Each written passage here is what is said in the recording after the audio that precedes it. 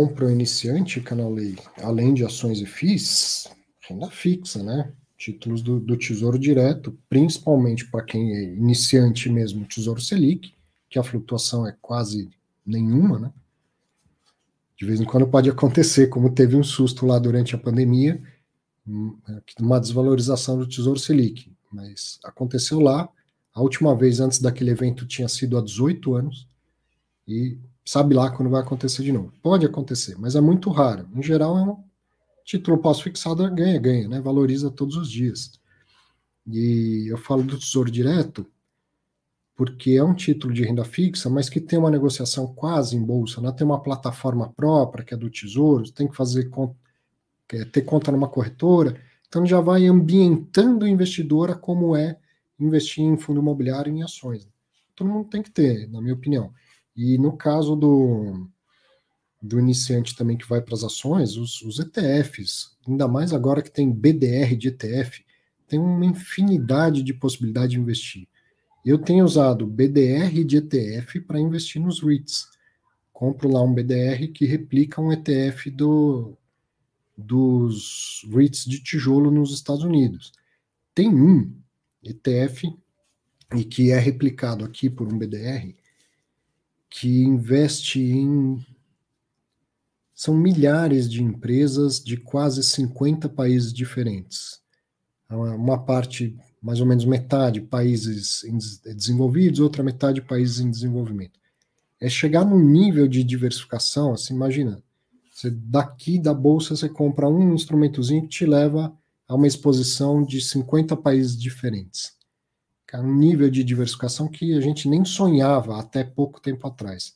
Então, acho que o investidor, todos, né, o iniciante inclusive, devia estar mais de olho nos ETFs e nos BDRs de ETFs, porque tem muitas oportunidades boas de diversificar da maneira mais simples e mais efetiva possível. E para quem não gosta de ETF porque não paga dividendo, BDR de ETF paga. Agora, com essa questão da tributação dos investimentos estrangeiros, não está claro ainda, não vi ninguém cravar isso, não está claro se vai ter tributação desses dividendos, porque eles já são tributados lá fora. Então, está um momento da pior situação, né, que é você não conhecer a regra, não ter clareza sobre a regra. Mas, enfim, BDR de ETF eu acho uma coisa maravilhosa. Para quem está iniciando, sim, para quem está iniciando, compra um negócio que te dá exposição a 3.000 e tantas, sei lá, 3.000 empresas diferentes em 50 países, isso é o ápice da diversificação. A volatilidade do negócio desse tende a ser muito pequena, né? Por exemplo, estou falando de Tesouro Selic. Já é possível se comprar um BDR de ETF de títulos públicos americanos. De tudo quanto é vencimento. Tem um deles que é vencimento dos títulos em até um ano. A duração média dos títulos na carteira do ETF é de 3 meses. Ou seja, você compra títulos públicos do governo americano que faltam 3 meses para investir. Risco baixíssimo, oscilação de preço baixíssima, tudo isso negociado na bolsa. E paga rendimento ainda, porque o título é pré-fixado, mas como eles têm duração pequena, eles vão vencendo, aí o fundo recebe aquilo de volta e distribui para o investidor. Então, tem que olhar para os BDRs. borainvestir.com.br, a B3 tinha um site, etf.com.vc, que foi agora incorporado ao Bora Investir. Então vai no borainvestir.com.br, procura sobre ETFs e BDRs, tem muita informação lá. Inclusive uns textos meus, que não aparecem com o meu nome, mas que são meus.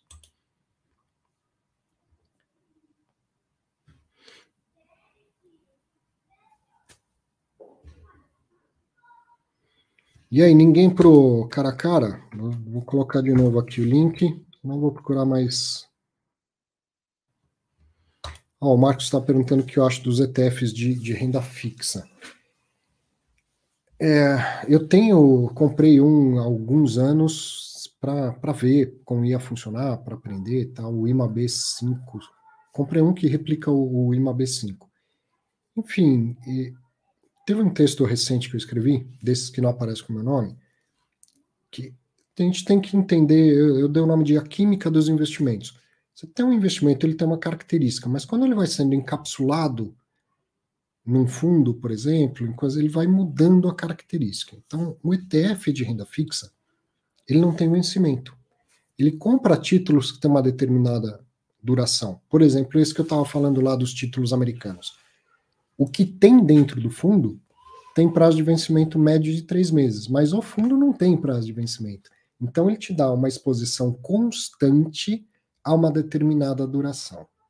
Então, isso é interessante de um ETF de renda fixa, é uma característica boa, depende do que você quer. Então, eu compro lá Tesouro IPCA, comprava. Agora eu compro o Tesouro Renda Mais. Todos os meses para minha aposentadoria. Poderia substituir isso por fazer aportes mensais de um ETF que replica o IMAB5? Jamais. Porque para a aposentadoria, o vencimento do título é importantíssimo. Ele tem que vencer para eu receber aquele dinheiro. Ou no caso do Renda Mais, tem que chegar a data que eu começo a receber os rendimentos. Então, um ETF, como ele não tem prazo de vencimento, ele mantém um risco constante da duração dos investimentos. Então, tem que entender as características e o uso dele no seu portfólio. Mas, por exemplo, para especular, a estratégia do jumento, que todo mundo fala com fundo imobiliário, cabe muito bem com títulos públicos de longo prazo. Quando o juro começar a cair, esses títulos vão valorizar. E aí, se você faz isso via ETF de renda fixa, você pode fazer com uma vantagem tributária enorme, que é pagar 15% independente do prazo de imposto de renda, e não ter IOF nos primeiros 30 dias. Então tem muita utilidade nos ETFs de renda fixa. A questão é entender o que você quer dele. Não é para reserva de emergência, por exemplo, mas apesar de que já tem ETF só de Tesouro Selic, né? Aí esse sim pode funcionar como reserva de emergência. Tem que entender bem, renda fixa é um mercado grande, amplo, acho que tem mais conhecimento para a gente explorar em renda fixa até do que em renda variável. Ela não é tão charmosa quanto a renda variável, mas tem muitos detalhezinhos sobre renda fixa. Prazo, pré-fixado, pós-fixado, crédito público, crédito privado. Eu gosto de ETFs em geral, tá? E entendo cada vez mais, como eu falo, que o sucesso de fundo imobiliário é pela distribuição mensal e que a falta do sucesso dos ETFs no Brasil é por não distribuir. Isso, o dia que for resolvido, faz com que os ETFs brasileiros passem a chamar muito mais atenção e ter muito mais visibilidade, liquidez e investidores. Enquanto isso, comprar BDR de ETF resolve, né? Porque os ETFs lá fora pagam dividendos e quem compra o BDR recebe os dividendos aqui em reais. Pergunta aqui do Fernando, se o ETF do IMAB paga imposto quando os títulos vencem? Não, o fundo não é tributado, quem é tributado é o cotista quando vende as suas cotas com lucro. E aí, apesar de você fazer um investimento em renda fixa, né, ou comprar cotas de um ETF de renda fixa, a tributação é diferente. Uma bagunça total no Brasil, mas é diferente. Então, se você compra o título público diretamente, 22,5% de imposto de renda durante 6 meses, depois cai para 20 até um ano, depois 17,5% até 2 anos e 15% só depois de 2 anos. O ETF de renda fixa já é 15% e só 15%. Então, pô, se você comprar hoje e vender antes de 2 anos, vai ser vantajoso para você. E não tem IOF nos primeiros 30 dias, como em outros investimentos de renda fixa, inclusive Tesouro Direto, né? Então, o fundo não paga imposto. Quem paga imposto é o cotista. Essa é a lógica de praticamente todo tipo de fundo de investimento. Não é num fundo imobiliário, que é um bicho diferente dos outros. Mas para praticamente todo tipo de fundo, estrutura, fundo CNPJ é sempre isento de imposto de renda. Quem é tributado é o cotista na medida do seu lucro, certo?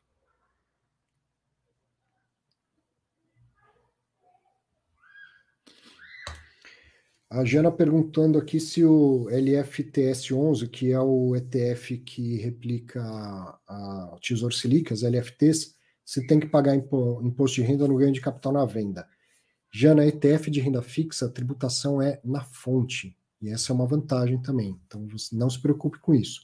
Vendeu com lucro, a corretora por onde você vendeu é que tem que apurar o seu ganho e fazer a retenção do imposto de renda na fonte e depois te manda um informe de rendimentos.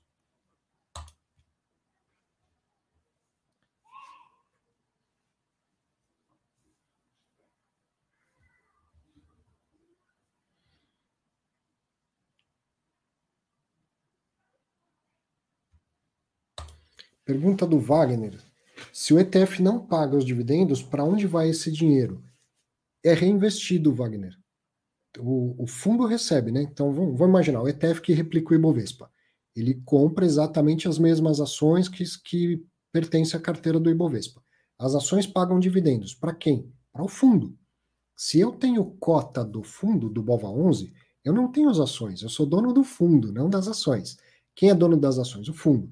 Então a Petrobras lá vai pagar um monte de dividendos. Petrobras faz parte do Ibovespa. Então o ETF que replica o Ibovespa tem uma boa parte do investimento em Petrobras. O dividendo sai da Petrobras, vai para o ETF. Muitos, né, ETFs lá de fora pegam esse dinheiro e pagam para o cotista. No caso aqui dos nossos, o dinheiro entra para o fundo, o gestor vai lá e compra mais ações de Petrobras, na mesma proporção do dividendo. Então ele é reinvestido. Com isso vai aumentando o patrimônio do ETF e a cota valoriza.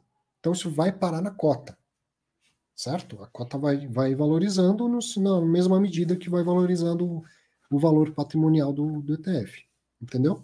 Então você não recebe no bolso, mas engorda o seu patrimônio. Se você está naquela fase que você recebe dividendo e reinveste, então maravilha, já está sendo feito automaticamente isso para você. Mas todo mundo gosta de receber o dividendo, e isso os nossos ETFs ainda não fazem, porque a Receita entende que isso tem que ser tributado. E aí, como o dividendo é isento, se ao distribuir, o ETF distribuir tiver que pagar imposto de renda, não faz sentido, porque você abre mão da isenção de imposto de renda. Se tributarem os dividendos, como muita gente acredita que vai acontecer, muito provavelmente logo em seguida os ETFs começam a distribuir os dividendos. E aí isso vai sim trazer um incentivo muito grande para as pessoas investirem em ETF. Que é o que acontece lá fora. O dividendo é tributado em 30% nos Estados Unidos. Então o ETF distribui o dividendo, mas com a retenção de 30% de imposto de renda.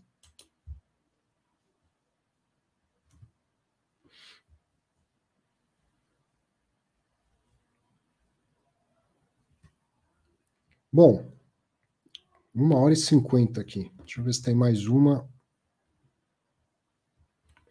Cláudio, invisto em ETF brasileiro, sim. E até tem uma participação. Eu não invisto mais em ações diretamente, né? Eu adoro ETF e invisto em ações via ETF. Então, com o passar do tempo, eu fui zerando minha carteira de ações e transformando tudo em ETF. Mas eu comecei no mercado em 1999. Eu vi nascer o mercado de ETFs no Brasil. Primeiro foi o PIBB11, que eu tive, depois vendi, ajudei a distribuir, era agente autônomo e tal. Depois de alguns anos veio o BOVA11. E durante muitos anos foram só esses ETFs. Então até hoje eu tenho o BOVA11, que é o que mais tem liquidez, mas já existem vários outros ETFs que replicam o Ibovespa e que custam menos do que o BOVA11. Então até valeria a pena. Mas não vale a pena eu vender para trocar para um outro por causa disso. Mas eu tenho o que replica o Ibovespa e o que replica o índice de dividendos, de ações. É assim que eu invisto em ações no Brasil. ETF de Ibovespa e ETF de índice de dividendos. O legal é que hoje existem vários ETFs que replicam os dois. E aí você escolhe algum que tenha uma boa liquidez, que mais tem liquidez até hoje é o BOVA11, mas tem outros que tem boa liquidez, um pouco menos, mas uma liquidez boa, fácil de comprar e vender, e que a taxa de administração já é menor.